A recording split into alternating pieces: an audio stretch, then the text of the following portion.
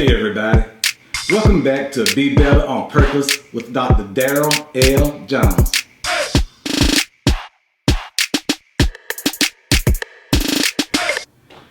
Thank you so much for joining me here at Be Better on Purpose with Dr. Darryl L. Jones. I'm so excited and delighted, and I really appreciate all of you who tune in. I appreciate all the positive comments, the likes, the shares, as well as the subscribers. And I want to thank all of you who are subscribed, and I want to thank all the new subscribers I just got recently. So today I want to talk about purpose, and on this video in particular, I want to talk about family. I'm glad to talk about family today, and I know family can be a touchy subject for some people, and all of our blood family don't necessarily make up our family, because some of us have family that we weren't born into. So when I say family, I'm speaking of the entire village. Your squad, as some people say, or your posse. This week, I had opportunity to reflect on family values and what they mean. And a lot of us, when we look back through our family, especially those who are of adult age, when we look back, a lot of us could honestly say it wasn't easy, but we wouldn't trade it for the world. And I'm talking about how we grew up. Some of us grew up in families where it seemed like every time we took one step forward, we had to take two steps backwards, and every time it looks like we have arrived, to only find out that we still have further to go. But I want to encourage each and every one of us that, you might have been born into one particular family, but we can also choose our other family members. And when I say that, I think about some of the people who I have met in my life who are friends, but they elevated and they went from being friends to family. And most of y'all who are listening, y'all are in that category, because I'm the type that I love my people. And when I say my people, I mean all of God's people. Black, white, red, yellow, orange, rich, poor, have-nots, and the haves. Because God wants us to love all of His people. God wants us to love one another, so those who don't know about this kind of love can inquire about it and want to know about it, so they too might be able to experience the love of God that we have, that we so freely share with one another. When I think about family, I think about my family in particular and how funny my family is. And if you know anything about the black family, we have a lot of comedians in our family. Just because we didn't make it to Hollywood, and just because we're not on the comic circuit, don't mean that we're not funny. I have a funny uncle and auntie. I have some funny cousins. I like to think that I'm funny, but my family will tell you the only thing funny about me is I look funny. You got a long head or a knucklehead or something like that. They'll make jokes about me, but I'm not funny for as ha-ha funny. But family. The reason I want to talk about family today, this past weekend, we celebrated what was known as America's birthday, the 4th of July. Now, I know a lot of us don't feel as patriotic as we once did before in our life, but even with that, 4th of July weekend, or the 4th of July celebration, was a time a lot of family reunions took place.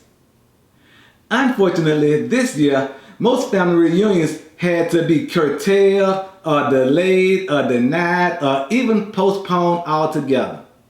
Some were creative. They had video conference family reunion. They did FaceTime and all these video YouTubes and things like that. And some actually had family reunions and gathering, but they was practicing social distance, and they were practicing being safe by making sure they stayed apart 6 feet, wearing masks, making sure that they weren't double dipping in the chip and the beans and stuff like that. And they really did what has been required of us so we can get through this COVID-19 pandemic. But when I think about family, one thing stands out more than any. That's support. That's encouragement, and that's love. A lot of times in our families, we might not always call each other. We might not always see each other. We might not always text or talk to each other. But let a crisis arise in most families. then you'll see family show up. You'll see family offer your support, and you'll see family offering love. And it's that time when we need it most that make up for the time when we're unable to be there as often as we like. So, one of the things I hear a lot about the family is whenever a loved one has departed this earth and there's a funeral or a celebration of life that takes place, I'm not sure about some other cultures, but I know in the black culture, you will hear this phrase. It's a shame that it takes a funeral for all of us to get together. We got to do better, family, because family is everything. Now, I like to make jokes about that statement, and the reason I make jokes about that statement is because all of us have heard it a lot, and we laugh about it, but it is so true. It is so true. People are losing lives right now. People are losing income right now. People are losing business, employment, family, and it's time that we as family come together like no other. So whatever differences you might have, whatever situation might have come up to cause you to be strained, even if you got to the point where you say, I'll never talk to them again, I'll never speak to them again, I'll never see them again, you're bigger than that. You're better than that. And I want to challenge you to be better on purpose, because life is short and we ain't got time for no pettiness in life right now.